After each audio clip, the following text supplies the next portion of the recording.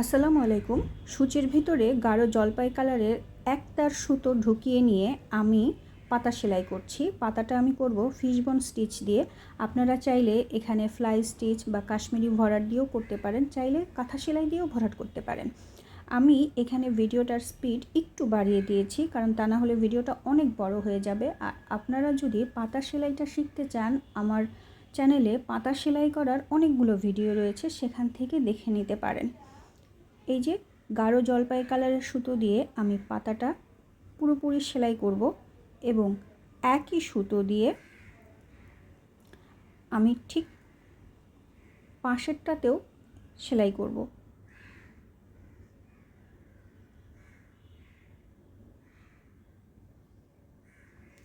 আর এই যে একজোড়া ক্লিপ আমি ড্রয়িং করেছি, মাঝখানে যে গোল বৃত্তটা আঁকা, এখানে আমি গোলাপ ফুল সেলাই করব এবং গোলাপ ফুল সেলাই করব আমি বুলিয়ান স্টিচ দিয়ে।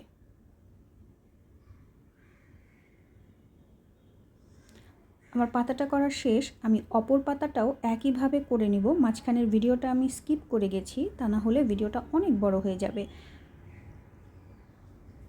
পাতা সেলাই করার ক্ষেত্রে সবসময় খেয়াল রাখতে হবে একটা ফোর পরবর্তী ফোরের যেন মাঝখানের দূরত্বটা একদমই না থাকে, মানে পাশাপাশি করে, একদম কাছাকাছি করে।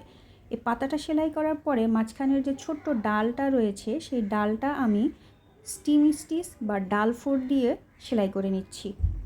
আপনারা চাইলে এখানে ব্যাক স্টিচও দিতে পারেন, তবে স্টিম স্টিচ অথবা ডাল ফোর দিলে ডালটা সুন্দর দেখা যায়।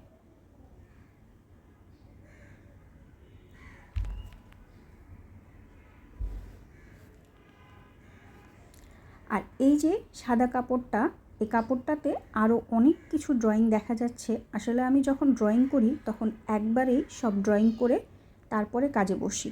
সবগুলো হয়তো আপনাদের সাথে ভিডিও করা হয় না বা শেয়ার করা হয় না, তার কারণ হচ্ছে একটা কাজ ভিডিও করতে গেলে অনেক সময় লাগে এবং কাজের গতিটাও অনেক ধীর হয়ে যায়।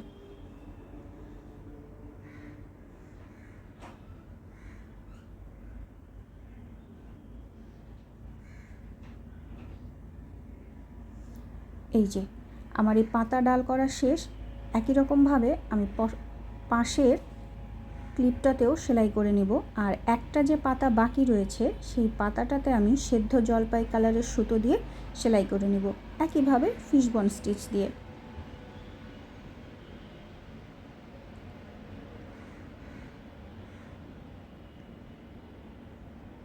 এই যে আমি অফ ক্যামেরাতে ফিশবোন স্টিচ দিয়ে পাতা সেলাই করে নিয়েছি এবং এখন সূচে 2 তার সুতো নিয়েছি।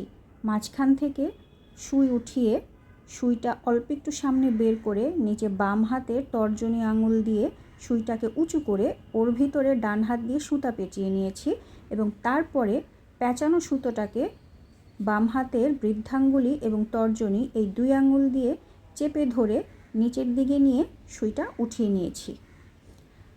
ভালো করে খেয়াল করলে দেখবেন আবারও সুইটা পরিমাণ মতো মাঝখানে উঠিয়ে নিয়েছি। বাম হাতের আঙুল দিয়ে সুইটাকে উপরে উঠিয়ে ডান হাত দিয়ে সুই বরাবর সুতোটা পেঁচিয়ে নিয়েছি এবং তারপরে বাম হাতের 2 আঙুল দিয়ে পেঁচানো সুতোগুলোকে একসাথে জড়ো করে উপর দিকে টেনে সুচটা উঠিয়ে নিচের দিকে নামিয়ে নিয়েছি। আমি বলার থেকে আপনি মনোযোগ দিয়ে ভিডিওটা দেখলে বুঝতে পারবেন। তারপরেও যদি আপনার এটা বুঝতে কোনো সমস্যা হয়, আমাকে অবশ্যই কমেন্ট করে জানাবেন। আমি তখন স্লো করে ভিডিওটা আবারও করে দেব, অথবা শুধু একটা বুলিয়ান রোজেরই ভিডিও করব। এই যে সেলাইটা আমি করছি এটাকে বলে বুলিয়ান স্টিচ। আর এই যে গোলাপ ফুলটা করছি এটাকে বলা হয় 3D গোলাপ। 3D মানে হচ্ছে যেটাকে কিছুটা ধরা যায়, স্পর্শ করা যায়।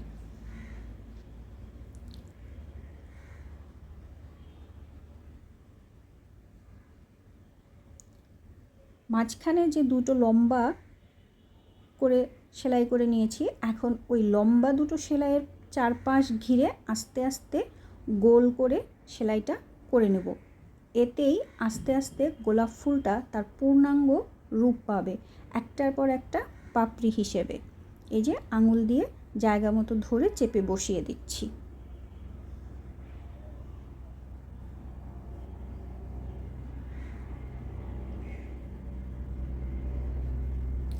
দেখেন এইভাবে প্যাঁচালে সুতাটাতে পাক পড়ে যায় অথবা প্যাচ লেগে যায়।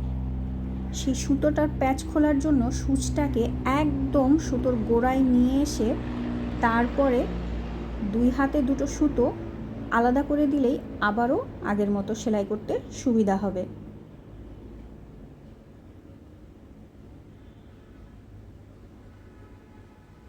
দুই আঙুল দিয়ে চাপ দিয়ে ধরে প্যাঁচানো সুতোগুলোকে নিচের দিয়ে নিয়ে সূচটাকে ঘুরিয়ে ঘুরিয়ে উঠাতে হবে, তা না হলে সূচটা উঠানো একটু কষ্টসাধ্য। এই যে টান দিয়ে জায়গা মতো বসিয়ে নিচের দিকে সুতোটা নামিয়ে নেব।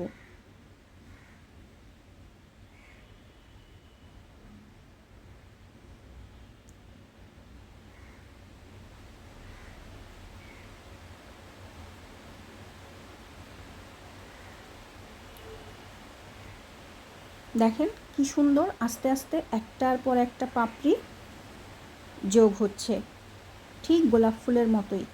এজন্যই এইটাকে বলা হয় 3D গোলাপ। প্রত্যেকটা পাপড়ি আলাদা করে বোঝা যায়।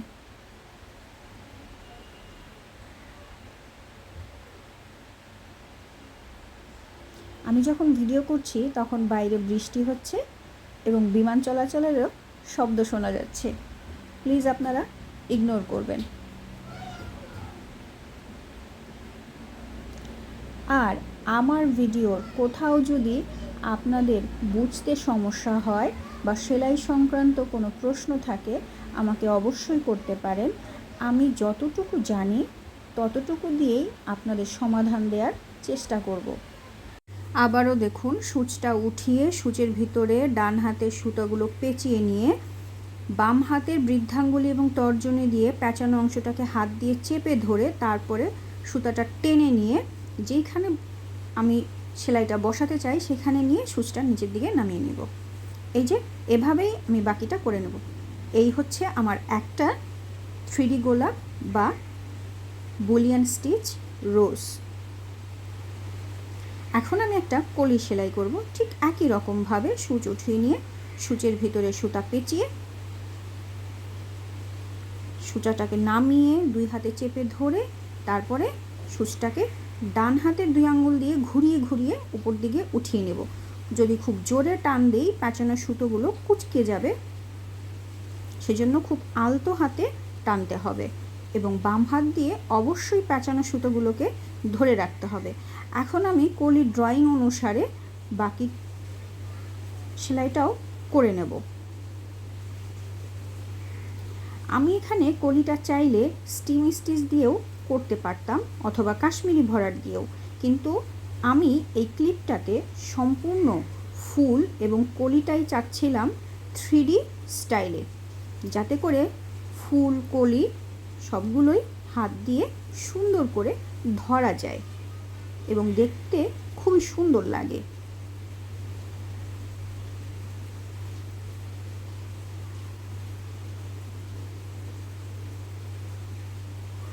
এই যে আমার কলিটা প্রায় শেষের পথে। এখন আরও একটা স্টিচ আমি বাম দিকে দিয়ে নেব, তাহলে সম্পূর্ণ কলির আকারটা পরিপূর্ণ হয়ে যাবে।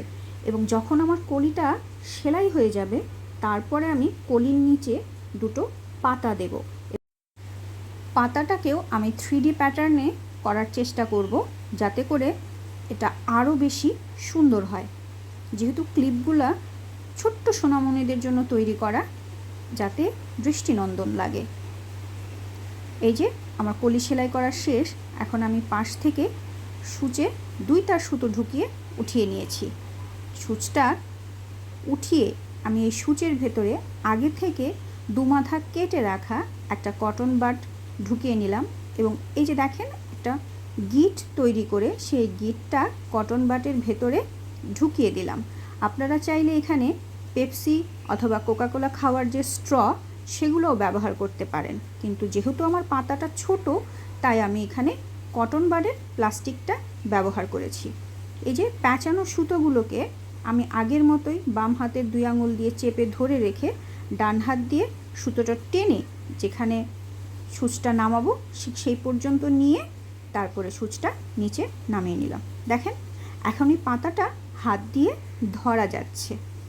একই রকমভাবে অপর পাশেও আমি আরও একটা পাতা সেলাই করে নেব। এই যে কটন বাড ঢুকিয়ে দিলাম। এখন এই যে একটা লুপ তৈরি করলাম, এইভাবেই আমি প্রয়োজন অনুযায়ী করে নেব। কয়টা তার কোনো মাপ নেই, আপনি চাইলে পাতা একটা ছোট বড়ও করতে পারেন। এই যে আমার কলির নিচে পাতাটা শেষ। এখন সূচটাকে নিচে নামিয়ে নিয়ে গিট দিয়ে নিলাম। একই রকমভাবে আমি পাশের ক্লিপটাও সেলাই করে নেব। দেখেন এই যে আমার ক্লিপটা তৈরি। এখন শুধু সেট করার পালা। আপনারা যদি সেট করা দেখতে চান কমেন্ট করে জানাতে পারেন, আমি তাও দেখাবো ইনশাল্লাহ। বলেন তো আমার এই সম্পূর্ণ ডিজাইনটা আপনাদের কেমন লেগেছে কমেন্ট করে জানাবেন। আল্লাহ হাফেজ।